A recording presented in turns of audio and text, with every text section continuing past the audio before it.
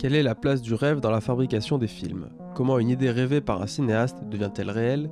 Ou plutôt, comment advient-elle dans la réalité? À quel moment du processus de création cette image peut-elle s'écrouler, se réinventer, s'enrichir par celles et ceux qui façonnent ce rêve? Notre invité du jour saura peut-être nous éclairer sur cette énigme. Bonjour Renato Berta. Bonjour, bonjour. Merci d'avoir accepté de participer à ce nouveau grand entretien du podcast Négatif consacré aux créateurs et créatrices d'images et de sons. Je m'appelle Thibaut Elie et j'enregistre aujourd'hui avec Maxime Rodriguez. Bonjour Maxime. Bonjour. Nous continuons notre exploration d'un métier de l'ombre, celui qu'on appelle le directeur de la photographie, avec l'un de ses plus remarquables connaisseurs, une extraordinaire carrière commencée à l'âge de 23 ans en 1969 avec Vive la mort de Francis Rosser et Charles Mort-ou-Vif d'Alain Tanner, accompagnant la nouvelle vague suisse, puisque c'est votre nationalité, Renato Berta, même si vous opérez aussi en France et en Italie.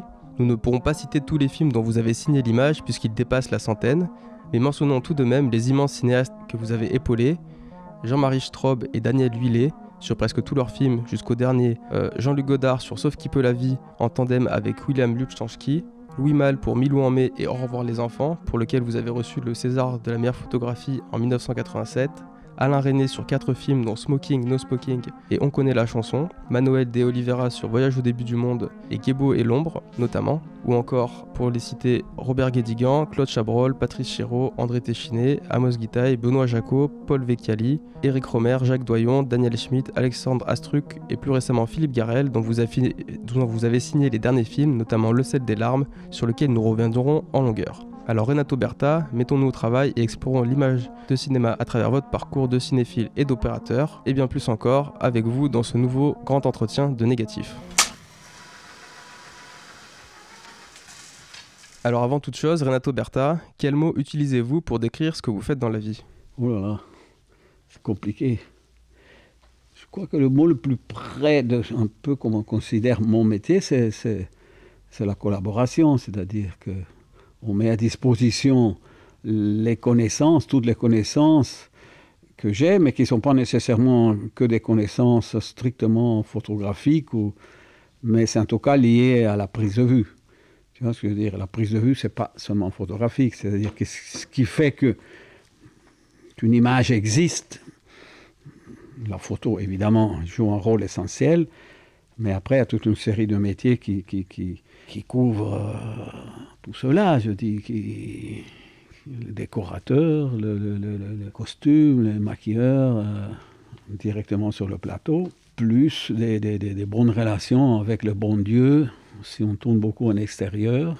Bref, voilà, donc il faut jongler avec tout cela pour faire que l'image existe. Voilà, c'est un peu ça que je pourrais définir mon métier, mais en tout cas, disons que j'ai pas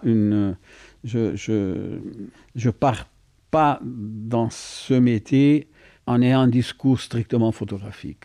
C'est-à-dire que vous définir en tant que directeur de la photographie, c'est pas forcément la meilleure manière de poser un terme sur ce que vous faites? Si, parce que peut-être au départ, oui, mais les choses ils se sont vachement évoluées, je dis. C'est vrai qu'il y a quelques années, pour arriver à un certain résultat photographique, c'était beaucoup plus compliqué techniquement que maintenant. Aujourd'hui, on peut se définir, tout le monde peut se définir photographe, tu vois, je dis, mais on n'est pas nécessairement des bons photographes, en tant qu'aujourd'hui, tout le monde sait lire et écrire, mais on n'est pas nécessairement écrivain, quoi, je dis. Voilà, c'est un peu ça. Donc tout ça s'est vachement démocratisé. Et c'est bien clair que je suis pour cette démocratisation. Cela dit, les démocraties, je considère qu'elles sont très malades maintenant. Hein, je dis. Quand on voit le débat qui a eu lieu la nuit passée aux États-Unis, entre Trump entre et deux Biden, futurs, tu te dis, oui, on est loin de la démocratie dans tout ça. Je dis, c'est un niveau absolument épouvantable, quoi. Maintenant, ça nous pas en est, tout ça. Je dis, on est en train de se diriger vers un monde de fous. Enfin bref, on dévie un petit peu, mais on n'est pas aussi loin que ça dans le cinéma. Et donc le travail de directeur de la photographie, est-ce que c'est à la fois le cadre et la lumière? Ah ben oui, c'est-à-dire que le cadre il fait partie de ce tout. J'ai presque plus envie de parler à ce moment-là du plan, plus que le cadre.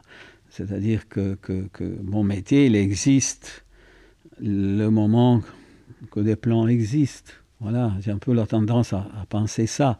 Alors je sais qu'aujourd'hui, pour toute une série de raisons, on a un peu la tendance à oublier que le cinéma, il est fait avec des plans. Aujourd'hui, on filme, et puis on monte. Moi, je suis plutôt de l'école qu'avant de filmer, on réfléchit un peu, et puis on monte ce qu'on a tourné. Voilà.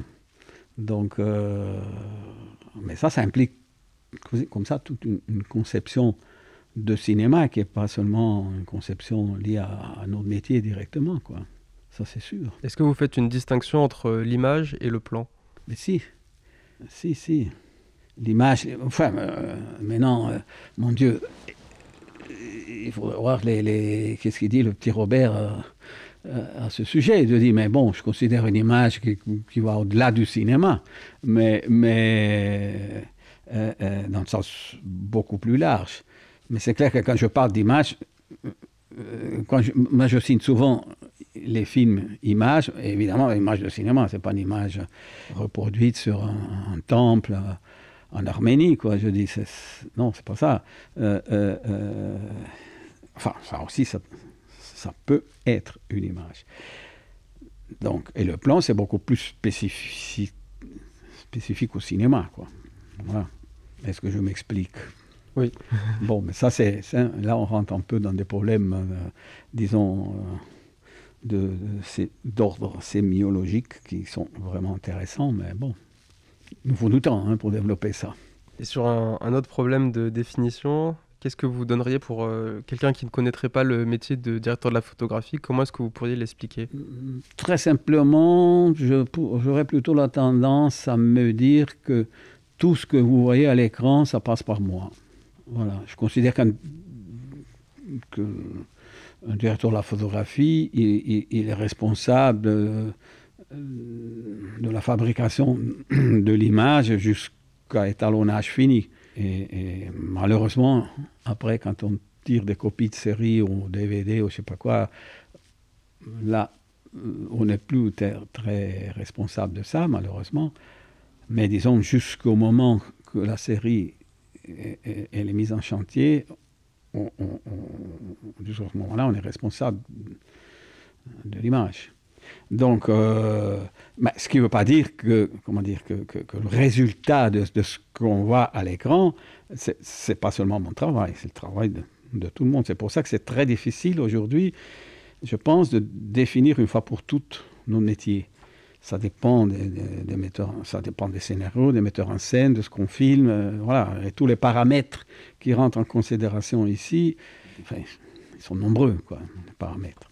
Alors on va essayer d'explorer ce métier plus concrètement avec le film Le sel des larmes, le dernier long métrage du cinéaste français Philippe Garrel, dont vous avez signé l'image. C'est l'histoire d'un jeune homme et de ses 3 conquêtes amoureuses entre Paris où il se rend pour un concours et une ville de province où il vit chez son père. Vous aviez déjà travaillé avec Philippe Garrel auparavant sur L'ombre des femmes en 2015 et L'amant d'un jour en 2017. Comment est née cette collaboration sur le film Le sel des larmes et quels ont été vos premiers pas sur le projet? Mais d'abord, avec Garrel, on a un peu le même âge, donc on a beaucoup bougé sur des rails parallèles, mais on ne s'est jamais croisés. Même à certains moments, quand moi j'étais souvent en Italie, dans les années... fin des années 60, 70, lui aussi il y était, on fréquentait un peu les mêmes gens, mais c'est vrai qu'on ne s'est jamais croisés. Les hasards de la vie. Et puis voilà, lui cherchait, à un certain moment, il cherchait un opérateur, voilà, j'étais sur les listes, on s'est croisés, et puis on a commencé à travailler ensemble comme ça, quoi. Mais disons que c'est pas, je considère que c'est pas totalement un hasard, comment dire, il a eu des films que j'avais faits, souvent ça se passe comme ça, quoi, je veux dire. Il faut voir si bien ou mal, on a fait des films dans lesquels des réalisateurs comme lui, ils trouvent quelque chose, des images qui lui parlent, et puis voilà, puis on se rencontre, voir un peu si le courant passe. Si on donne la même signification au même mot, ce qui n'est pas toujours le cas. Et, et donc voilà quoi. On a commencé à travailler effectivement. C'est le 3e film que j'ai fait. On prépare le 4e. Et pour Le sel des larmes, par où commence votre travail? Est-ce que c'est un scénario? Est-ce que c'est juste un synopsis? Est-ce que ça peut être des décors? Ça peut être les comédiens, par exemple? Avant tout ça, c'est une rencontre. Avant tout ça, de voir un peu, considérer tout ce que je viens de dire. Si les mêmes mots, ils ont la même signification pour tous, c'est ça d'une part. Puis voilà, puis on lit un scénario, mais les scénarios, aujourd'hui, c'est pas des vrais scénarios, je dis. Aujourd'hui, les scénarios, si on définit un scénario, c'est un document qui sert à fabriquer un film, un scénario. Aujourd'hui, les scénarios, ils servent à financer les films. Donc, ce n'est pas écrit sous forme de scénario, c'est écrit d'une façon littéraire. Ça ressemble plus à des romans que des scénarios. Donc, voilà. Alors là, je lis une liste de dialogues qui se passe dans tel et tel lieu. Bon, on voit à peu près ce que ça va être le film, mais c'est vraiment à peu près.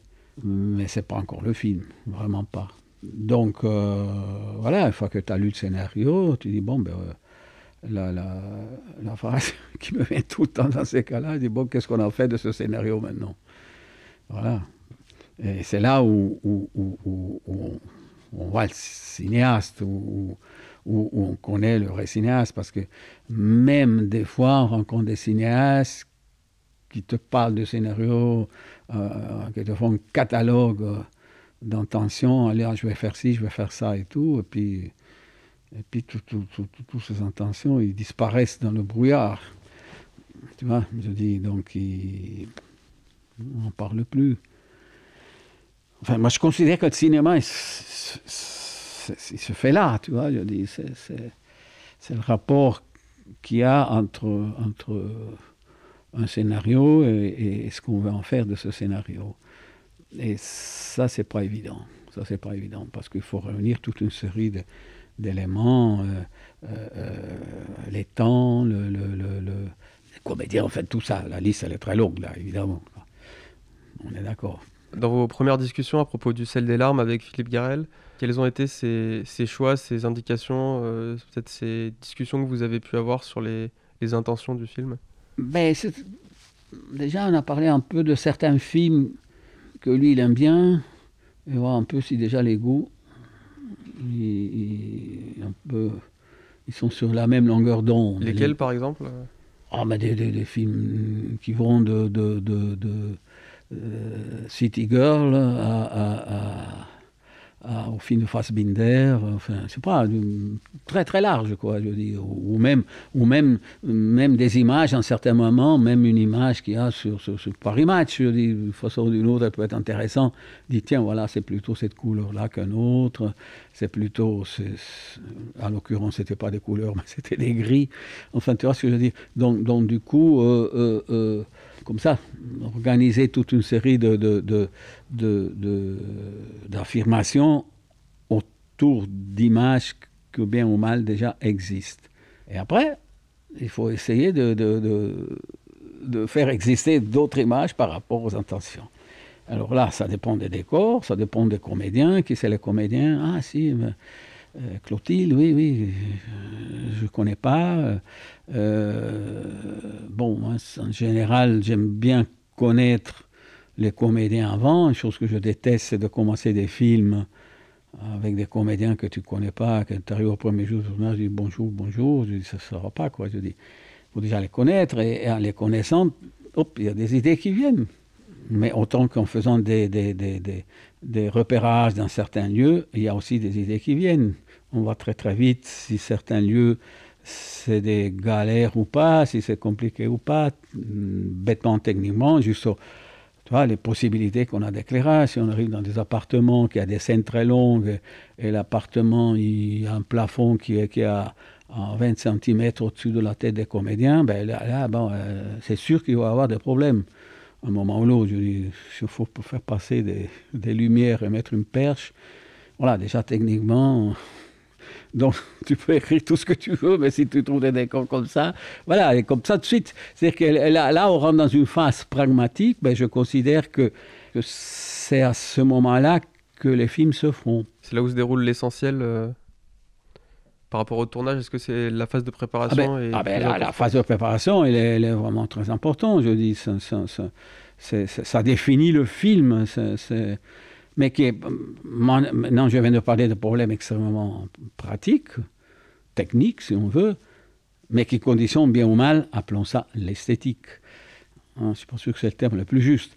C'est-à-dire que tu peux penser, tiens, voilà, j'aimerais mettre, théoriquement, voilà, on a une situation qui est celle-ci.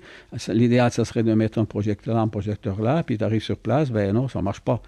Bon, ben alors, les projecteurs, tu les poses où tu peux, et pas où tu veux.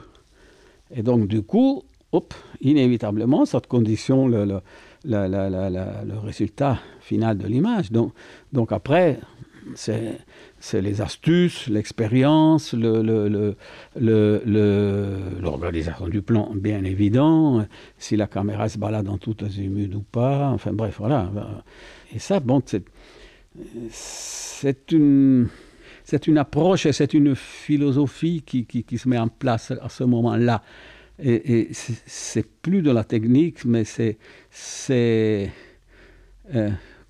des conditionnements tels qui font qu'une image intéressante ou pas peut exister à condition de se la partager avec la mise en scène, avec les comédiens, surtout, et essayer de pas trahir et pas d'amoindrir toutes les discussions qui ont lieu avant.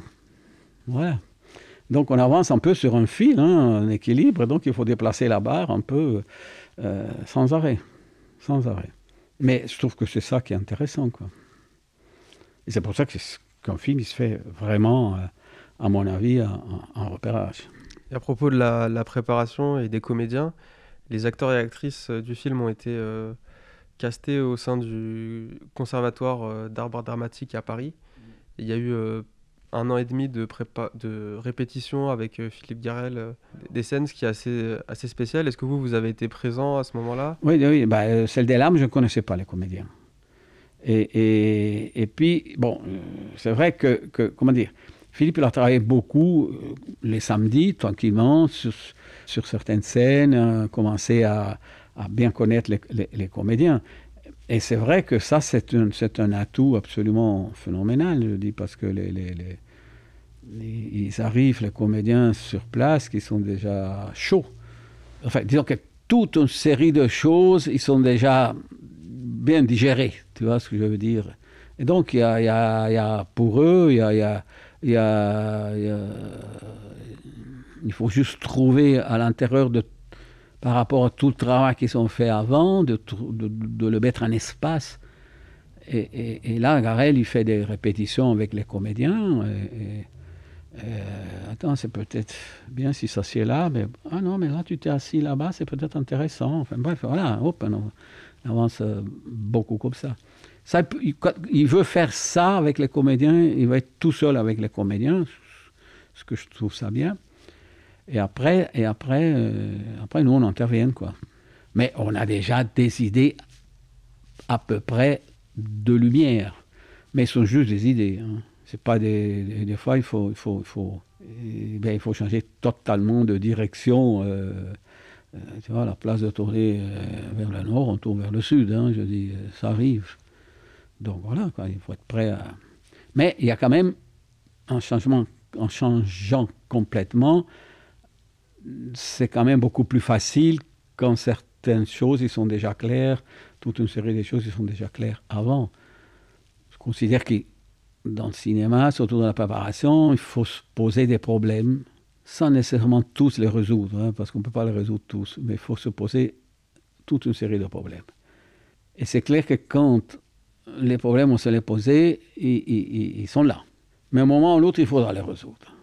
La tragédie du cinéma, c'est que les gens ne se posent même plus les problèmes. Ils arrivent sur le plateau, ils ne se sont même pas posé les problèmes les plus élémentaires. Et c'est pour ça qu'on assiste à une misère qui est en train de s'installer au niveau du cinéma, considérable, quoi, je veux dire. Ça, c'est évident. Quels sont les problèmes que vous vous êtes posés lors de cette préparation? Ah ben, je viens d'en parler, tous les problèmes qu'on s'est posés nous. Tu vois, je dis. Est-ce que ça peut aussi être des problèmes sur les choix forts que vous avez pu faire, en tout cas ceux qui frappent, c'est-à-dire que le film est en noir et blanc, qu'il a été tourné en pellicule. Il me semble aussi que vous avez utilisé des optiques anamorphiques. En tout cas, la combinaison des trois est assez rare aujourd'hui au cinéma. Est-ce que ça pose également des problèmes lors de la préparation Ouais, mais ça, c'est pas des problèmes, c'est des problèmes techniques, hein. C'est une question de connaissance. Évidemment, si tu n'as jamais tourné un scope avec un anamorphique, ben oui, évidemment. Alors là, bon, mais comment dire, on partait sur le principe que des films en double X, donc c'était la pellicule. Kodak. J'en ai tourné. La double X, c'est la pellicule qui a passé à travers toutes ces années. C'est toujours à peu près la même. Enfin, c'est pas la même, mais c'est à peu près la même. Donc, je connais ça. Voilà, donc, bon, mais c'est bien au-delà de tout ça, au-delà de la technique. C'est ça qui rend les choses vraiment intéressantes. Mais c'est clair aussi que tu t'interroges sans arrêt. Tu dis, oui, les comédiens, bon, pif, ils vont être là, mais il faut être prêt aussi à les filmer ailleurs, parce qu'il y a quand même des choix qui s'opèrent vraiment à la dernière seconde, quoi. Enfin, la dernière seconde, au dernier moment. Tu vois, les comédiens, tout à coup, tu avais prévu de tourner d'une façon telle que, pour toute une série de raisons, les comédiens ne connaissent pas le texte ou ils ont des problèmes, je ne sais pas lesquels, qui font que c'est impossible de tourner un plan tel qu'il était prévu. Eh bien, il faut en tourner un autre, quoi. Voilà, et donc, c'est-à-dire qu'il faut être... comment dire, il faut être prêt à changer avec une certaine élasticité. Mais si tu as bien cadré le film, pas dans le sens opérateur du terme, mais si tu as bien cadré le film, et tu sais de quel film tu parles, les solutions, ils se mettent en place sans problème. Tu les trouves, quoi, je dis, à l'intérieur d'une relation que tu as avec le comédien, avec le metteur en scène, avec l'ingénieur du son, avec le décorateur, etc. Hop, là, je fais le même catalogue que j'ai déjà fait. Voilà. Et au sein de l'équipe qui travaille l'image, vous avez aussi, sur ce film, travaillé avec un cadreur, Berthaud. C'est assez rare en France que le poste de directeur de la photographie et de cadreur soit séparé. Qu'est-ce que cela change pour vous d'avoir un cadreur qui manipule la caméra et fabrique le cadre? Alors, moi j'étais toujours au cadre dans tous les films que j'ai faits. Hein. J'ai eu beaucoup de peine à abandonner le cadre. C'est-à-dire que je considère que quand on fait un cadre dans un film, c'est un travail physique vraiment très, très, très lourd. Bon, donc, moi, étant donné que j'ai plus 20 ans, certaines choses au cadre, pas bien, quoi. Je dis, c'est trop fatigant, je n'y arrive plus, quoi. Dos cassé, accident de montagne, accident de moto, enfin bref, fait toute le catalogue des conneries que j'ai fait, tel que physiquement, j'ai mon dos qui est en morceaux, quoi. Bref, et donc du coup, aujourd'hui, grâce au numérique, grâce aux moniteurs, il y a des moniteurs un peu partout, hein, de peut surveiller quand même, j'emploie ce terme qui est un peu militaire, mais je peux surveiller quand même un peu ce que le cadreur fait. Alors là, le pauvre cadreur, on ne la fait pas, tu vois, je dis, parce que certaines choses, je les connais, certains trucs que je connais, et puis le fait qu'il faut être extrêmement attentif aux comédiens. Et aujourd'hui, pour toute une série de raisons, les gens, ils considèrent ça, oui, bon, oui, allez, tu vois, parce qu'on fait du numérique, alors on y va, on filme, puis on verra bien. Enfin, je sais pas, tu vois, je dis, il y a une façon telle que les films ils se fabriquent liés au numérique que c'est épouvantable, mais c'est vraiment épouvantable. Donc on ne se pose plus le problème sérieusement.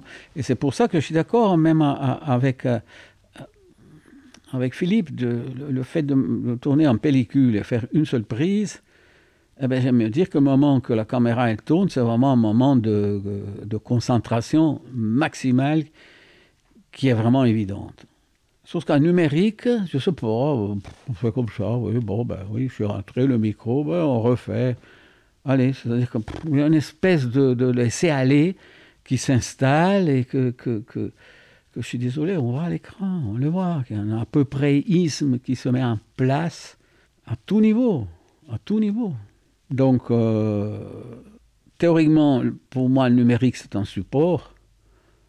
Un support plutôt qu'un autre. Je dirais, support avec ses particularités, avec ses spécificités. Mais le drame, c'est ce qu'on en fait du numérique et tout ce qui en découle du numérique. Ça, c'est une catastrophe, ça. Je dis, mais déjà, techniquement, le numérique, il n'est pas pensé. Je dis, il n'est pas pensé pour tourner des films. Le numérique, tu vois, ce qu'il y a derrière un capteur, c'est une espèce d'ordinateur. Et les ordinateurs, c'est des machines assez débiles, quoi, je dis, qui ne tiennent pas compte à quoi ça sert, tu vois. C'est-à-dire, c'est des gens dans des bureaux qui s'interrogent, qu'est-ce qu'ils ont besoin, les gens, et c'est eux qui décident de ce que tu as besoin. Voilà, quoi. Donc, ça fabrique beaucoup d'idéologie, tout ça, hein, selon moi, beaucoup plus de ce qu'on pense. Et c'est le rapport avec tout ça qui est malsain, je trouve. On peut quand même employer le numérique d'une façon intelligente aussi, mais on ne le fait pas. Je ne sais pas pourquoi. C'est-à-dire, depuis qu'on tourne en numérique, on ne voit plus en projection, on voit des rushs, je ne sais pas pourquoi. Puis tu dis, mais pourquoi on ne fait plus ça? Ben non. Et si tu demandes aux gens, mais pourquoi ils ne le font plus, personne ne sait répondre à cette question. Parce qu'ils l'ont déjà vu sur le plateau au Combo, en fait. Ils l'ont déjà vu sur le retour vidéo. Déjà vu, je dis, tu vois un embryon d'image, mais oui. Je dis, tu vois, tu vas pas sur grand écran, tu vois, je dis... Ils ont déjà une idée plus précise de l'image. Oui, une idée, comme tu dis bien, une idée. Ils ont une idée, absolument. Mais ça suffit pas.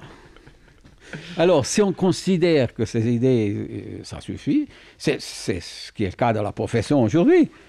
Parce que tout le monde dit, si tu demandes aux gens, tu dis aux gens, mais vous visionnez les rushs, tout le monde te dit, oui, mais tu visionnes quoi? Parce qu'ils ont tous un peu honte de visionner ça sur un iPhone ou sur un petit Mac ou sur un écran comme ça. Mais de se donner les moyens de projeter, si on fait du cinéma sur grand écran, de toute façon on fait ça. C'est-à-dire que ça va en dehors de toute conception qu'on a aujourd'hui du cinéma. Et avec Philippe Garrel, vous avez fait des projections de rush? Ah ben oui.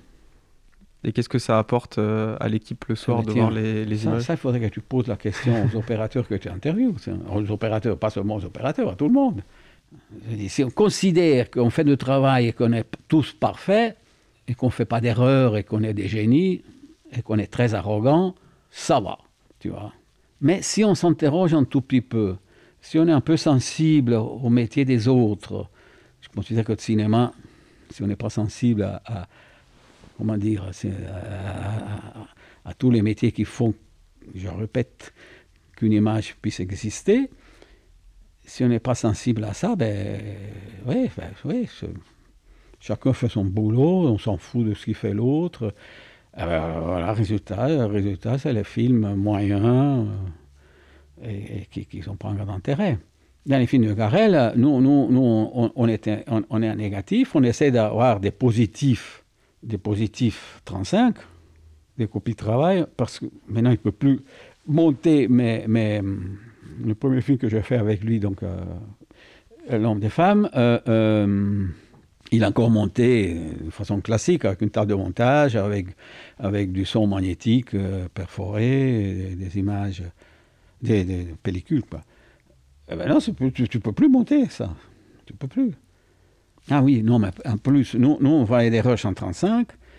Maintenant, il n'y a plus de pellicule magnétique 35, donc on ne peut pas repiquer du son 35. Moi, c'est depuis des années, parce que j'en ai eu marre à un certain moment de visionner toujours dans des endroits différents des rushs, et je me suis acheté un projecteur 35 mm, double bande, pour ces des rushs. C'est-à-dire qu'on voyait les rushs toujours dans les mêmes conditions. tu vois, avec un écran assez grand. Et je me suis trimballé le projecteur partout, quoi, je dis. Et c'était bien, tu vois, je dis, Et on a visionné avec ce projecteur, le mien, mais on visionne le 35, et après, on visionne le scan. Voilà, synchrone, donc c'est deux images complètement différentes. Il commence à monter pendant le tournage, et une fois à chaque X jours, chaque 3-4 jours, on visionne des rushs dans un endroit où on peut visionner et en 35 et en numérique, qu'on a de bonnes projections. Et du coup, on visionne tout le montage, plus les nouvelles rushs. Et tous les jours, dans ces jours-là, les projections deviennent de plus en plus longues parce que tu vois, on visionne tout le montage, plus les plans qu'on a tournés. Et donc, il y a des séances vraiment très longues, quoi. Et l'avantage, c'est qu'on a quand même un rapport, voilà, il pleut, c'est un orage. On a quand même tout le film qui passe et que tu vois toutes les conneries que tu fais, les erreurs que tu fais, ou pas.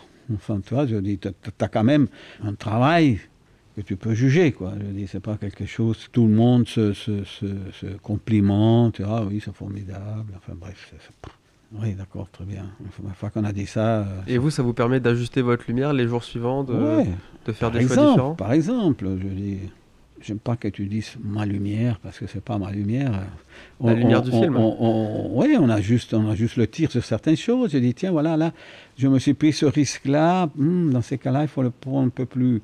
tu vois, chaque film, c'est un peu un prototype. Tu vois très bien comment les comédiens, ils bougent, comment ils sont. Donc, je dis, oui, mais là, sous cette lumière-là, finalement, passe pas mal, elle, ici. Donc, on peut aller un peu plus loin dans d'autres plans.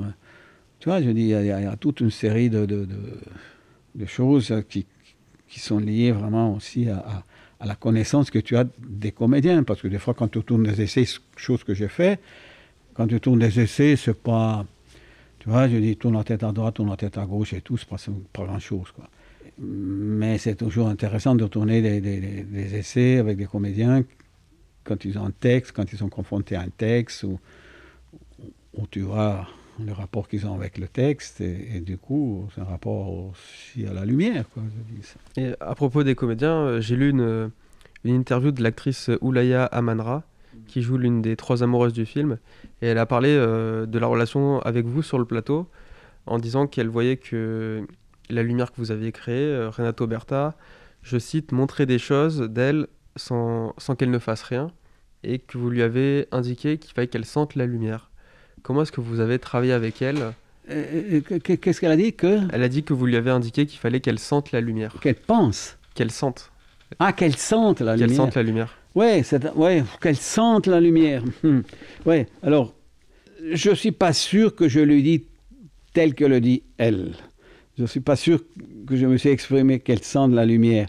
Dans des cas comme ça, je dis plutôt... Tu sais, il y a certains moments qu'il faudrait que tu sens un peu la lumière, que tu sois un peu attentive à ça. Mais, comment dire, je ne le dis pas aussi violemment tel qu'elle le dit elle. Je suis quand même un peu plus... Parce que c'est vrai que tu as des comédiens qui ne la sentent pas du tout, la lumière. Tu en as d'autres qui la sentent énormément. Ça ne veut pas dire qu'un il est bon et que l'autre il n'est pas. Hein. C'est vraiment... Et donc, du coup, comment dire, si tu es en train de parler, tu es en train d'éclairer, puis qu'elle regarde un peu ce que tu fais, et que je regarde un peu son visage, la lumière, qu'est-ce qui se passe sur son visage, inévitablement, si tu es un peu curieux et tu démarres un peu de carrière comme elle, tu as envie d'en savoir un peu plus. Donc, inévitablement, tu parles. Tu comprends? Mais je fais toujours très, très attention à ça parce que c'est difficile d'installer un dialogue avec des comédiens sur la lumière. Mieux vaut des fois qu'ils ne pensent absolument pas à la lumière, ou d'autres comédiens, mieux vaut qu'ils y pensent beaucoup. Enfin, il n'y a pas de règles, tu vois. Puis ça dépend beaucoup des metteurs en scène avec lesquels tu tournes, hein, parce qu'il y a des metteurs en scène que si tu commences à évoquer les points de lumière par rapport aux comédiens, des fois ça va pas. Enfin, tu vois, je dis Ils peuvent penser que vous remplacez le oui, metteur en scène. Oui, mais bon, c'est ce qui n'est pas le cas. Enfin, en tout cas, moi, c'est pas pour ça. Je dis surtout si les comédiens te demandent. Alors, si les comédiens te demandent et puis que tu as le metteur en scène qui dit oh là, ne parle pas de lumière avec les comédiens, alors là, c'est la schizophrénie. Tu ne sais plus à qui écouter, qu'est-ce qu'il faut faire. Bon, parce que le metteur en scène veut faire un film et l'opérateur il veut en faire un autre, ou le comédien encore un autre. Donc, je dis attendez. Je dis, moi, si un comédien il me pose la question, je suis bien obligé de répondre, tu vois ce que je veux dire. Voilà. Après, c'est juste, c'est faux et tout. Oh, ça commence des débats très longs. Ça dépend des metteurs en scène. À propos de la fabrication de la lumière, vous êtes souvent sur le tournage, en tout cas des photos de plateau qu'on a pu voir. Vous êtes avec un petit appareil avec une boule blanche dessus. On l'appelle aussi la cellule. Est-ce que vous pouvez nous parler de ce petit instrument ? C'est un instrument qui vient à la place de l'œil, qui te mesure la quantité de lumière, c'est tout. Parce que ton œil, comment dire, il s'adapte. Tu vois, tu as un diaphragme dans ton œil. Et bien ça, cet instrument, il te permet de mesurer la quantité de lumière et qu'il n'y a pas de diaphragme. C'est-à-dire qu'elle est objective. Et donc il te donne une c'est pour exposer la pellicule, quoi, je dis. Tu vois. Mais c'est vrai que quand tu connais bien une pellicule et tu connais bien une caméra, moi, souvent, tu vois, à l'époque, j'ai fait beaucoup de 16 mm à l'époque, des reportages et tout. Donc, à l'œil, j'y allais très, très bien. Tu vois, je vois une image sur un dépoli, je faisais ça à l'œil, sans trop de problème. Mais quand il n'y a qu'une seule prise, vous êtes obligé de vérifier l'exposition ? On est obligé de rien faire. On est obligé de rien faire. Ouais, c'est mieux, tu vois, je dis, c'est mieux parce que... Vous le voyez comme une vérification ? Mon œil, je te dis, il s'adapte, mon œil, tu vois, je dis, entre l'intérieur, tu vois, tu passes d'un intérieur à l'extérieur et tout. Bon, mais c'est vrai aussi que dès que tu as un peu l'habitude et dès que tu es un peu sensible, tu vois assez bien, tu vois. Sauf que des fois, tu vois, tu regardes le ciel, tu regardes le soleil et tout, alors, et puis, hop, tu regardes ce que tu es en train de faire. Alors là, tu as des écarts de lumière tels que sans une cellule, tu te perds, tu vois. Voilà. C'est un peu comme quand tu fais de l'étalonnage, tu vois. Je dis, mais l'étalonnage, tu te perds aussi facilement. Hein. Vous parliez d'écart de lumière. Il y a une question intéressante, je trouve, dans le noir et blanc, c'est la question du contraste, puisqu'elle peut changer par rapport à la couleur, ou dans les films en couleur, il y a des rapports de contraste entre les couleurs, mais également entre les zones plus ou moins lumineuses, alors qu'en noir et blanc, c'est uniquement des nuances de gris, éventuellement de noir et de blanc. Comment est-ce que vous travaillez ce contraste ? Est-ce que vous le travaillez dès la pellicule ou est-ce que c'est vraiment quelque chose qui va plutôt aujourd'hui se faire à l'étalonnage ? Ah ben non, l'étalonnage, tu fais... Oui, mais non, comment dire, ouais. Alors, à l'époque de la pellicule, c'est vrai qu'en étalonnage, les contrastes, c'était les contrastes de la pellicule et tu traînais ces contrastes jusqu'à l'exploitation, les copies d'exploitation.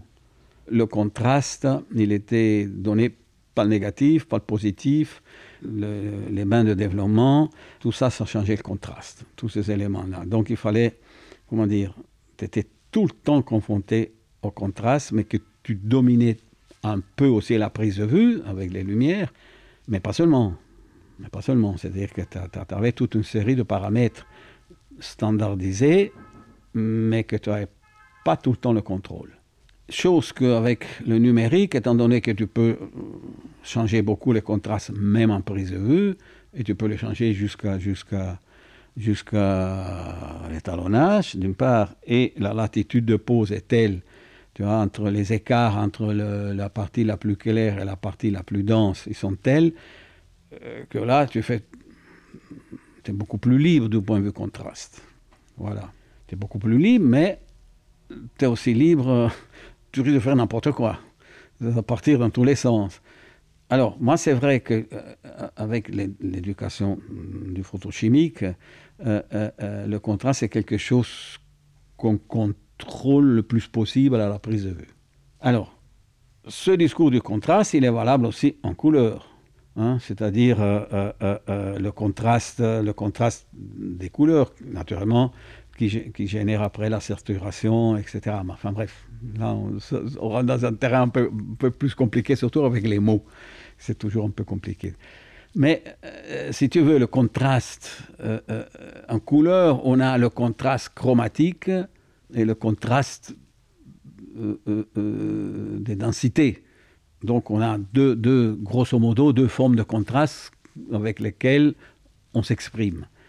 En noir et blanc, on n'en a qu'une. Voilà. Donc c'est pour cela qu'en noir et blanc, c'est pas facile. C'est pas facile. Et il faut savoir, surtout à l'époque avec les pellicules, que quand tu mettais deux couleurs, un rouge et un vert, tu vois, qui sont presque complémentaires, si tu filmes en couleur, c'est très violent ce contraste-là, mais si tu filmes en noir et blanc, tu peux avoir les mêmes gris. Tu vois ce que je veux dire? Parce que tu... Voilà. Donc c'est pour cela qu'il faut faire attention. Mais c'est vrai aussi que aujourd'hui, avec soit les pellicules qu'il y a d'une part et les capteurs tels qu'ils sont faits, ça va. Disons que c'est pas aussi tragique de ce qu'il était à l'époque en photochimique. Est-ce que je m'explique un peu? C'est pas évident, ça. C'est des questions assez techniques. Oui, mais c'est pas technique, ça. C'est de savoir avec quoi on se confronte, quoi, je dis. Est-ce que vous avez également changé le type d'éclairage que vous utilisez? Ces dernières années, il y a de nouveaux types de sources de lumière. Ah ben oui, tout le temps. Et est-ce qu'avec Philippe Garrel, vous avez gardé vous avez utilisé ces nouvelles technologies ou est-ce que vous êtes resté sur... Ah ben si. Alors Philippe Garrel, il a eu des expériences avec des décharges, donc des HMI. Il a eu des expériences négatives. Alors, dès que si tu lui parles d'HMI, ça lui vient les frissons. Tu vois, je dis, pas t'en parler d'HMI, non, je vais pas. Oh là là. Et bon, il a pas pensé que les choses ils évoluent quand même un petit peu. Mais il était sur les LED, il n'était pas contre. Je lui ai montré les LED, je lui ai parlé, tout ça, et il n'était pas contre. Et on a tourné dans certains lieux avec des LED qu'on a laissé installer dans la main d'un jour, dans la cuisine. On a laissé toute une installation en LED parce qu'on rentrait et sortait des décors. On a laissé toute une installation qui nous a permis de tourner, pas tout le temps rééquiper tout. Voilà. Donc on a laissé toute une série de projecteurs installés. Et puis les LED, c'est bien les LED, oui. Moi c'est très bien. Il faut avoir il faut qu'ils soient conçus, pas bêtement, quoi. Les projecteurs. Les sources, enfin, c'est plus des projecteurs, c'est des sources de lumière, quoi. Mais il y a des choses très bien, oui. Mais bon, là, maintenant, alors là, c'est plus que technique, là. Il y a une séquence qui est intéressante au début du film, c'est la séquence qui se passe dans le bus, où il y a la rencontre Enfin, c'est la suite de la rencontre entre Jemila et Luc dans le Sel des larmes, avec le bus qui s'arrête à Mairie de Montreuil. Est-ce que dans ce bus, qui est du coup un espace intérieur du bus, mais qui en même temps est en extérieur, puisqu'on voit l'extérieur, est-ce que vous rééclairez beaucoup pour qu'on voit les visages des comédiens, ou est-ce que c'est vraiment uniquement un travail de la lumière naturelle que vous essayez de contrôler? Non, là, alors, dans certaines situations, même en tournant en pellicule, j'aime bien, moi, avoir le contrôle de l'exposition. Moi. C'est-à-dire que je varie les diaphragmes en fonction à distance. À distance. En fonction de ce que je vois. Mais là, je vais à l'œil. Hein. Je vais à l'œil parce que je ne vois pas d'image. Tu vois. Ça, c'est un truc que j'ai déjà fait avec de la pellicule, beaucoup. Mais il faut aller à l'œil. Là, il faut être sûr. Il ne faut pas se planter. Tu vois. Parce qu'on voit la fenêtre qui donne sur l'extérieur qui est quasiment surexposée. Et les visages des comédiens qui doivent être... on doit voir aussi leur visage, parce que c'est là où se passe le jeu de regard. Est-ce que là, vous essayez de trouver un équilibre? Je ne sais même pas si on a éclairé ça. Tu sais que je ne me souviens plus. Je ne sais même pas. Peut-être on a éclairé ça un petit peu. Bref. Peut-être on a éclairé un petit peu. Honnêtement, je ne me souviens plus. Mais de toute façon, si on éclaire dans des cas comme ça, c'est juste la sous-exposition, tu vois. Je dis, pour pas que les visages ils sont noirs, tu vois. Je dis, c'est jamais une lumière qui donne une densité moyenne parfaite, tu vois. Je dis, on est toujours en sous-exposition. Tu sais que je ne me souviens plus si j'en ai éclairé ou pas. Mais si on a éclairé, c'est juste une petite face, c'est sûr. Il faudrait regarder. Mais je ne peux pas te dire comme ça. Mais en tout cas, la chose principale, c'est le fait que moi, je contrôle l'exposition, moi, et que je varie tout le temps. En fonction de tu vois, je regarde par la fenêtre, tu vois, il y a un certain moment passé sur un parc. Alors là, c'était assez surex, tu vois. Je dis, mais bon, j'allais pour qu'ils soient noirs les visages. Après, on rentrait dans des maisons et là, j'ouvrais. Tu vois. Mais ça, il faut aller à l'œil. Hein. Parce que tu ne peux pas mesurer, tu vois. Je dis, en plus, soleil, pas soleil, enfin, bref. Ça, c'est une question d'expérience.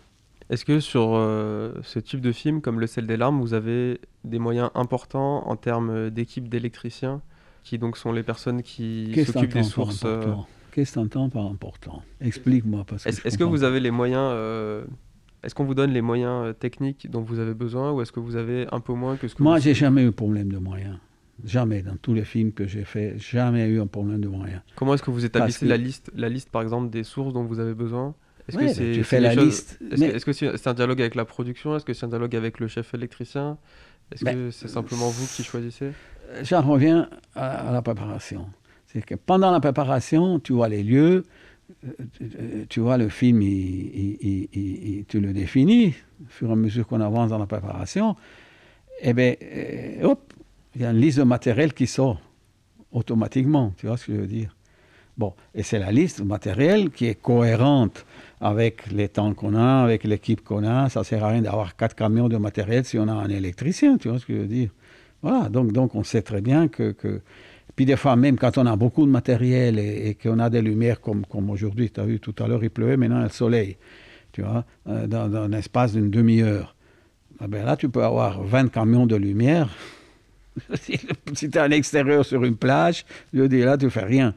Bon, si tu es dans un coin que tu contrôles les lumières, tu peux faire quelque chose. Mais tu peux faire quelque chose à condition de pouvoir installer des projecteurs à une vitesse absolument folle, tu vois, parce que si pour installer un projecteur, il te faut, tu vois, il te faut 3 heures, ben la lumière, elle va changer, c'est-à-dire que tu cours après les lumières d'une façon stupide. Voilà.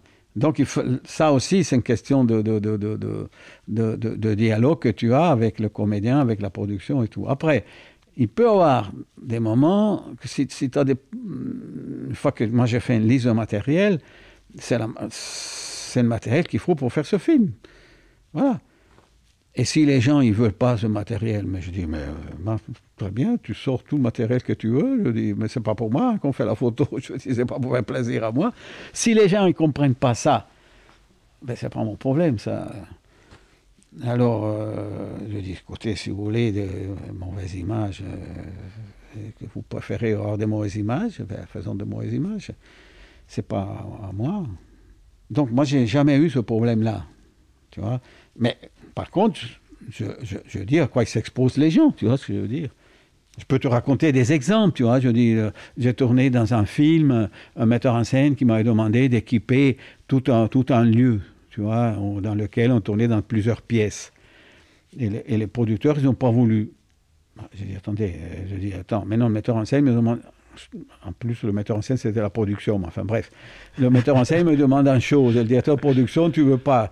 Je dis, mais non, si vous ne voulez pas, c'est très bien, c'est un choix, mais ce n'est plus un choix photographique, ça, c'est un choix d'organisation, quoi. Bref, ils n'ont pas voulu, donc on a équipé juste une pièce.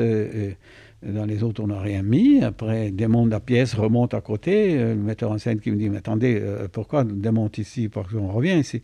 Mais il n'y en a pas le matériel. Ben, qu'est-ce qu'on fait? Ben, je ne sais pas. Pour moi, ça m'est égal, tu vois. Je dis, c'est pour cela que c'est des problèmes stupides, ces problèmes-là de matériel.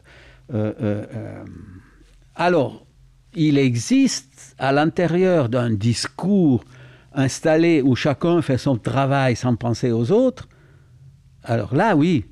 Mais si tu n'acceptes pas ce discours, le problème du matériel, il n'existe pas. La dernière étape de fabrication du film à l'image, c'est l'étalonnage.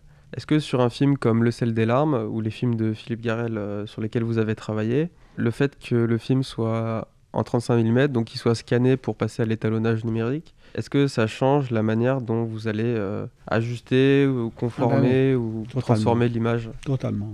Totalement. Déjà en prise de vue, tout en tournant en pellicule, et que je sais qu'il n'y a pas de positif derrière, mais qu'il y a du numérique, tu peux intervenir sur des tas de choses, tu peux intervenir sur des basses lumières, sur des hautes lumières, tu peux... Bon, moi, avec Philippe, on a une espèce d'accord qu'on intervienne sur toute l'image, et pas sans faire des fenêtres, des trucs comme ça. Mais c'est vrai aussi qu'il faut une lutte, enfin tu vois ce que c'est une lutte. Si vous deviez l'expliquer, comment est-ce que vous l'expliqueriez à quelqu'un qui ne connaît pas La lutte, c'est un système pour lire les 0-1. Tu vois, le numérique, c'est 0-1, 1-1, 0-0, 1, enfin tu vois, et comme ça de suite. Donc du coup, il faut que tu traduises ça. Bon, pour traduire ça d'une façon agréable à l'œil, il faut que tu trouves une courbe telle qui te reconstitue, en l'occurrence, une série de gris, en passant du noir au blanc, qui te redonne une image qui t'intéresse, parce que tu peux intervenir à différents niveaux, tu vois, au milieu, en haut, en bas, haute lumière, basse lumière, et tu peux changer les contrastes et tout. Alors, ou tu interviens sur toute la surface du photogramme, ou tu interviens sur des parties du photogramme, ou tu interviens sur des parties de densité. Tu vois ce que je veux dire? Est-ce que c'est... Enfin bref, avec les mots, c'est un peu compliqué d'expliquer ça. Enfin, compliqué, non, je ne crois pas, mais c'est pas évident que tout le monde comprenne. Donc, du coup tu étalonnes d'une façon totalement différente en numérique, parce que tu peux intervenir sur certaines choses. Alors, sur le film de Garrel, de Philippe, à un certain moment, s'est engueulé, parce que, je ne sais pas si tu te souviens qu'il y a une scène dans le ménage à trois dans l'appartement. À un certain moment, il y a un garçon qui lit un bouquin avec une lampe allumée, et il pose son bouquin et il coupe la lumière. Le moment qu'on a tourné ça, merde, il y a eu un problème avec un LED qu'on a mis contre un mur qui avait une inertie qui s'éteignait un peu plus tard que la lumière qui était dans le champ. Ça, c'est une erreur de ma part. Enfin, je n'ai pas pensé que c'est pas toujours synchrone. Bref, oh merde, alors il fallait changer ça. Philippe, ah non, on va pas, on n'a pas le temps, si, non, enfin bref. Ça un peu engueulé. Je dis, écoute, oui, mais cette lumière, elle va. Je dis, mais non, elle ne va pas parce qu'on voit très bien que ce n'est pas la lumière qui éclaire le bouquin, tu vois. Je dis, mais non, ça te va, moi, une fois de plus, je trouve ça con, mais maintenant, c'est un choix, tu vois. Je dis, non, on ne fait pas.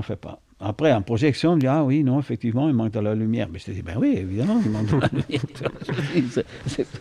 Tu vois, et bref, et là on a habitué un peu en numérique, ça s'est arrangé.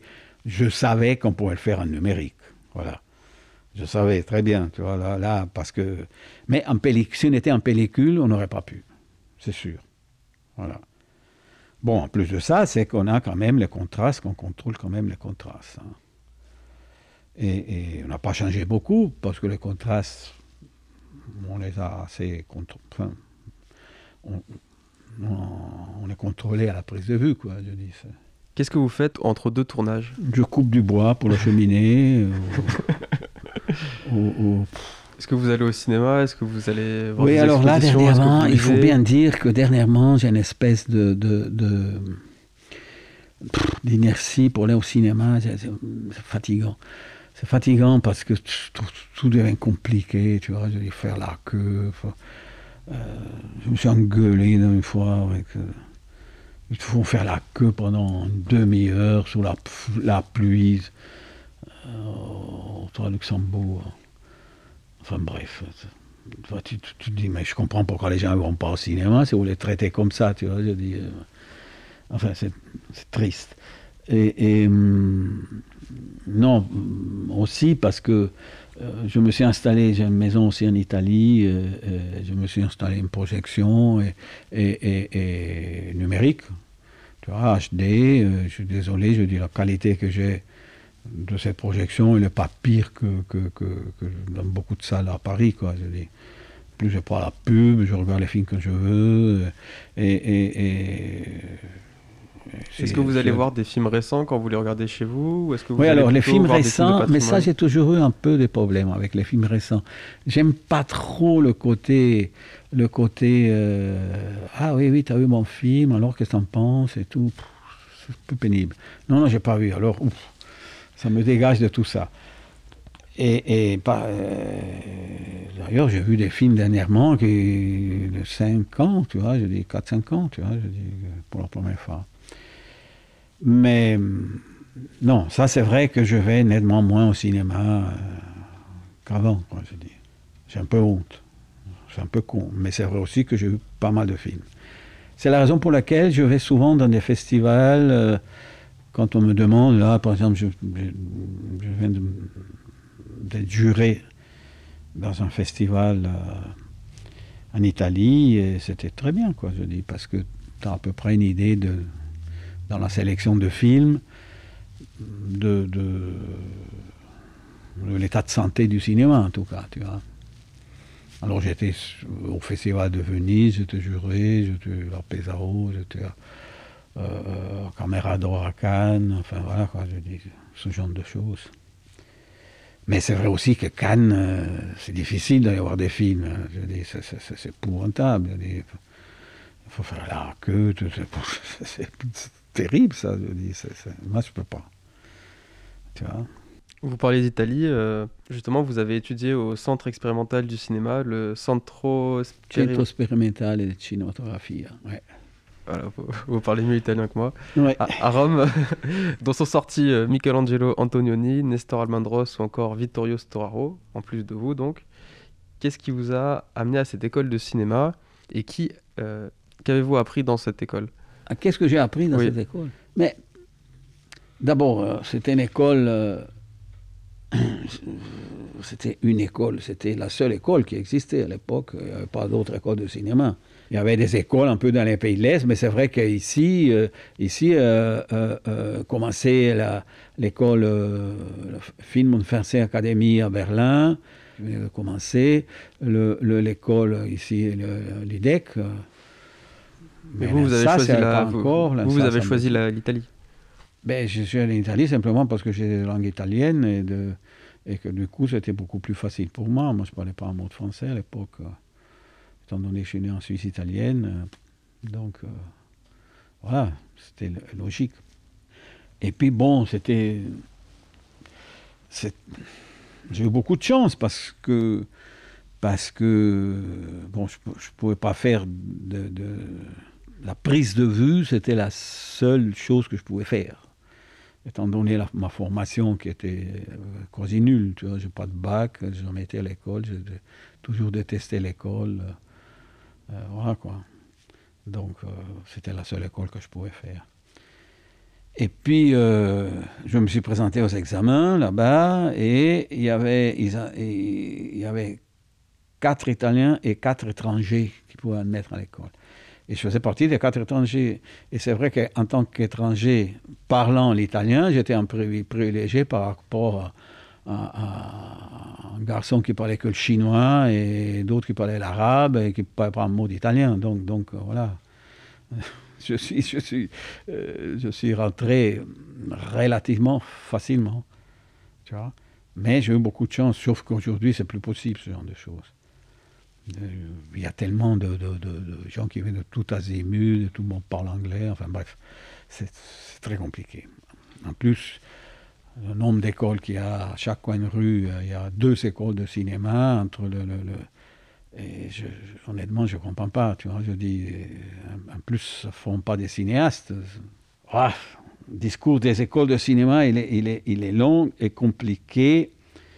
Et contradictoire parce que je me trouve, tu vois, évidemment, je dis, est-ce que tu préfères faire une école de cinéma disons que c'est quand même une école, avoir la possibilité de faire une école de cinéma, c'est quand même un énorme privilège. Hein? Énorme. Tu vois? D'ailleurs, ça coûte les œufs de la tête, les écoles de cinéma, par rapport à d'autres écoles. Voilà, bon. Sachant que, de toute façon, les écoles de cinéma, ils forment que des chômeurs. C'est-à-dire que tous les gens qui sortent des écoles de cinéma, c'est des potentiels chômeurs. Mais oui, je dis, c'est évident, ça. Tu vois? Donc, c'est ces problèmes insolubles. Je dis, tu ne peux pas être contre les écoles, mais c'est vrai aussi qu'aujourd'hui, si tu cherches un menuisier, oh là là, c'est compliqué. Par contre, les cinéastes, je descends dans la rue, j'en trouve 3 en 2 secondes. Tu vois? Donc, maintenant, à tort, raison, juste ou faux, qu'est-ce que tu veux dire avec ces problèmes? Tu vois, c'est épouvantable. Je ne sais pas. Je sais pas. Alors j'étais dans plusieurs écoles, tu vois, j'ai rencontré à Tokyo, j'étais au Mexique, j'étais à Cuba, j'étais plusieurs fois, à Fémis ici. Oui, ouais, je sais pas, tu vois, moi je me sens un peu mal à l'aise dans la mesure que, comment dire, d'une part, je ne prétends pas de connaître beaucoup de choses. Bon, j'ai un peu d'expérience sur certaines choses. Et d'autre part, la tragédie, c'est que je vois que les élèves, ils ne connaissent pas le cinéma, l'histoire du cinéma. Et ça, c'est vraiment une vraie tragédie. Je ne sais pas, est-ce que tu as déjà vu des films de Murnau, toi? Oui. Oui. Qu'est-ce que tu as vu de Murnau? L'Aurore. Et puis quoi? Ouais, ben, les autres films, non. Ouais, ben, tu vois. C'est pas un hasard, c'est comme ça maintenant. Je parle de Murnau ou de Fritz Lang ou de Chaplin, enfin je sais pas, tu vois, je dis. Aujourd'hui, il n'y a rien à faire, ça ne rentre pas. L'histoire du cinéma, elle ne rentre pas. Et la tragédie, c'est que après, il y a des gens qui sont convaincus d'avoir inventé des choses, qu'en réalité, c'est des choses que depuis les années 20, des gens ils se sont posés ce genre de problématiques, en tout cas, disons ça, esthétique. Voilà, donc, c'est pour ça que les choses, ils n'avancent pas. Ou ils avancent très peu. Et pour revenir à la question sur ce que vous avez à l'école de cinéma, vous avez appris seulement le métier d'un point de vue technique, ou est-ce que vous avez également appris cette histoire du cinéma et vous avez vu beaucoup de films à cette époque? À l'école de cinéma, tous les lundis, on avait les cours d'histoire du cinéma. Mais on a commencé en projection, 35 mm, sur grand écran, tous les lundis. Voilà, donc, puis petit à petit, tu vois, je dis, c'était très classique, tu vois. Mais c'est vrai que ça te donnait en tout cas les moyens d'abord de voir ça sur grand écran, et ça te donnait les moyens éventuellement de creuser quelque chose qui t'intéressait, parce qu'on avait accès directement à la cinémathèque, là. La cinémathèque italienne. Donc du coup, si on pouvait avoir accès à des films, mais donc, figure-toi, à l'époque, copie d'un film, tu vois, je dis, c'était quand même des boîtes, tu vois, la manipulation, elle n'était pas simple, tu vois ce que je veux dire, donc il fallait faire très très gaffe et tout. Bref, mais on pouvait visionner certains films sur des tables de montage. Mais on en revient à ce que vous disiez au début de l'entretien, c'est-à-dire qu'il y a eu une démocratisation. Aujourd'hui, c'est plus simple de voir les films de Murnau sur Internet. Et en même temps, par rapport à votre époque où il fallait les voir, où il y avait très peu de copies, il fallait les voir dans des conditions... Oui, alors attention, les voir. Alors, mettons-nous d'accord sur les voir. Si les voir, c'est comme tu dis sur Internet, oui, d'accord, très bien, c'est un support, hein, c'est des anciens moyens, mais tu les vois, l'image, elle est 30 cm tu vois, c'est ce que je veux dire. Moi, je considère quand même que le grand écran, c'est quand même assez important. Hein. Mais non, je trouve très intéressant les moyens qu'il y a de diffusion et de fruizione, comment dire? Non, ça n'existe pas en français. Enfin, la possibilité de voir des films sur des moniteurs, même sur des bons moniteurs et tout, mais de les voir en projection, c'est quand même autre chose. Tu vois pas la même chose, tu vois ce que je veux dire. Alors, de les revoir après, oui. Tu vois, de t'arrêter, de revenir en arrière, d'analyser les films et tout. En même temps, il y avait un côté à l'époque, tu vois, que tu voyais un film, c'était un événement, et il y avait un côté aussi éphémère. Tu vois, que tu vois le film, et ben oui, tu restais là, hop, et puis hop, une fois que la séquence elle est partie, tu ne peux plus revenir. Merde, j'ai pas bien vu ça. Alors hop, tu te repayes la deuxième vision dans la salle. Alors qu'aujourd'hui, on peut faire pause et revenir en arrière. Ben voilà, tu vois ce que je veux dire. Alors, je ne suis pas en train de dire, comment dire, le fait d'apprendre certaines choses, aujourd'hui, didactiquement, tu devrais pouvoir dire c'est plus facile. Par contre, je ne comprends pas pourquoi les gens ne connaissent pas l'histoire du cinéma malgré que ça soit plus facile. Je trouve ça que tu as vu, que tu me cites que Aurore de Murnau, et que tu n'as pas vu City Girl ou comment ça s'appelle, la fille qui a tourné en Allemagne avant, enfin bref, il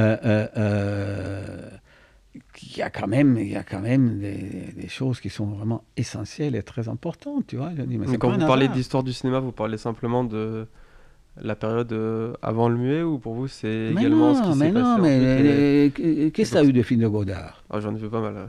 Hein? Sur Godard, j'en ai vu pas mal quand même. Godard, c'est plus de 120 films, si on compte les longs métrages. Alors, qu'est-ce que tu as eu de films de Manuel d'Oliver? Ah, ça, je connais moins. Voilà.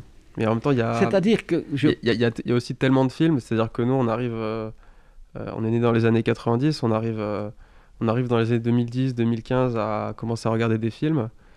Et il y a 115 ans d'histoire du cinéma, donc on est aussi perdu dans le nombre de cinéastes, le nombre de films à voir et Mais c'est bien pour ça. Et les conditions dans lesquelles on peut les voir aussi. Alors ça, je comprends. C'est bien pour ça que je dis que finalement, dans une école de cinéma, il faudrait avoir des profs qui sont un peu sensibles à ça et que tu font découvrir un aspect du cinéma à travers leur œil, enfin en tout cas à travers un truc qui te permet à un certain moment de dire « Oh là là, voilà, ça c'est tout ce qui ne m'intéresse pas », tu vois, mais sur la base de quelque chose, et pas sur la base d'un minimum de connaissances, et pas sur le rien, tu vois, je ne sais même pas de quoi tu parles. Parce que si je te parle de films de Moritz Stiller, tu ne sais même pas qui c'est, Moritz Stiller, ou même les films de Bergman. Tu as vu des films de Bergman un peu enfin, tu vois ce que je veux dire. Bon, maintenant, je ne vais pas étaler tous les films que j'ai eu la chance de voir, mais les films russes, il y a des films absolument magnifiques, intéressants, enfin bref. Mais même les films d'aujourd'hui, parce que je sais pas, tu vois, oui, enfin bref. Il y a sûrement des films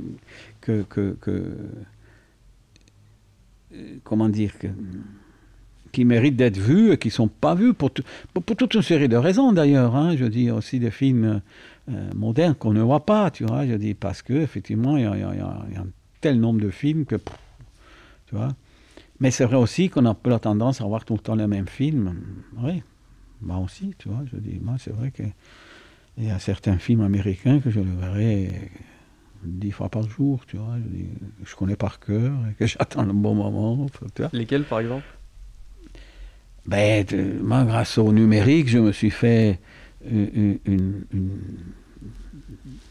collection de certains films de comédie américaine, comment ça s'appelle oh putain, l'Alzheimer, ça c'est dramatique. Moi, les noms, c'est terrible. Enfin bref, ça va venir. Mais là, je vois que vous avez par exemple un coffret de Jonas Mekas. Ouais. C'est moins un classique. Enfin, c'est un classique de l'expérimental, mais c'est pas... Qu'est-ce que ça vous apporte, les films de Jonas Mekas, par exemple?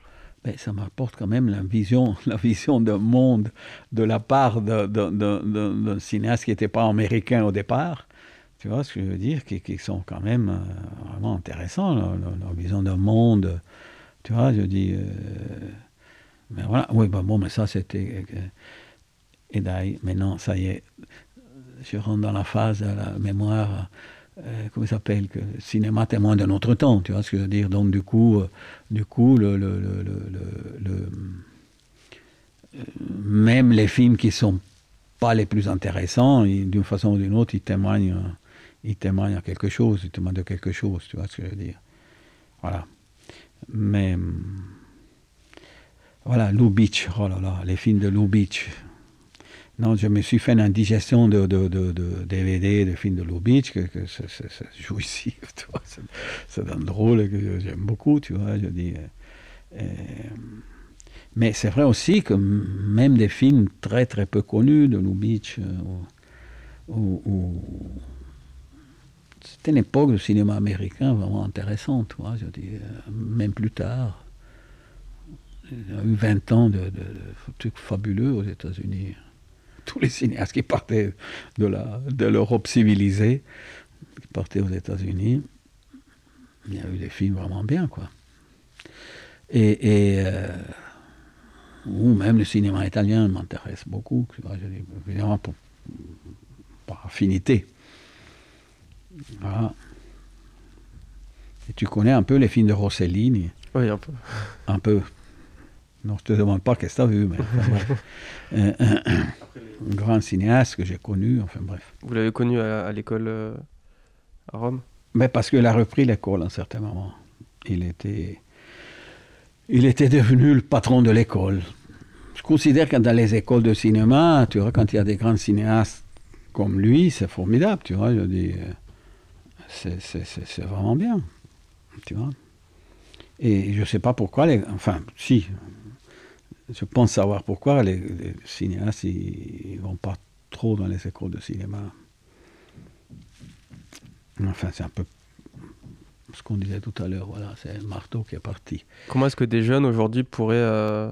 comment est-ce qu'ils devraient, à votre avis, ou comment est-ce qu'ils pourraient plutôt apprendre à faire des films en dehors des écoles de cinéma En les faisant, mais en étant exigeant. En les faisant, tu vois, je dis, c'est vrai que on peut apprendre certaines choses, même avec un iPhone, tu vois, je dis, tu vois, de comment, le montage, de comment filmer, j'en sais rien, tu vois, je dis, de comment filmer certaines choses, en plan large, plan serré, tout ça. Bon, mais après, de pas s'arrêter là, tu vois, mais je dis autant que si tu veux apprendre à écrire, ben oui, tu fais quoi? Je dis, tu commences à écrire des ronds, des trucs, des A, des B, puis petit à petit, voilà, je dis, jusqu'au moment que quand tu as rempli 3 pages de B, oui, tu passes au C, tu vois, je dis, tu t'emmerdes, mais c'est comme ça qu'on apprend à lire et écrire, c'est un peu ça, tu vois, je dis. Et pour travailler l'image, c'est la même chose? Pardon? Pour travailler l'image d'un film, il faut commencer à faire des plans comme ça, faire des petits... Ben oui. Chaque film que tu fais, c'est un prototype. Moi, j'ai toujours l'impression de faire mon premier film. J'ai dépassé les 120 longs métrages. Longs métrages. Sans compter télévision, court métrage, documentaire et tout ça. Et évidemment, tu vois, je dis, objectivement, j'ai une expérience que beaucoup de cinéastes n'ont pas. Ben oui, ben bon, qu'est-ce que tu veux faire? Pas pour autant que je vais me suicider, tu vois, je dis. Mais c'est vrai que quand je fais un film, j'ai toujours l'impression tu vois, quand on commence à travailler, tu as des producteurs maintenant qui te donnent le scénario, qui te disent, oui, tu peux me faire une liste de matériel. Je dis, mais comment, une liste de matériel, je n'ai même pas lu le scénario. Tu vois, je dis, ben, parce qu'on fait si, non, Mathieu, tu sais comment? Mais je dis, mais j'en sais rien, laisse-moi lire le scénario, après, je pourrais te dire, tu vois, je dis, là, je peux rien dire.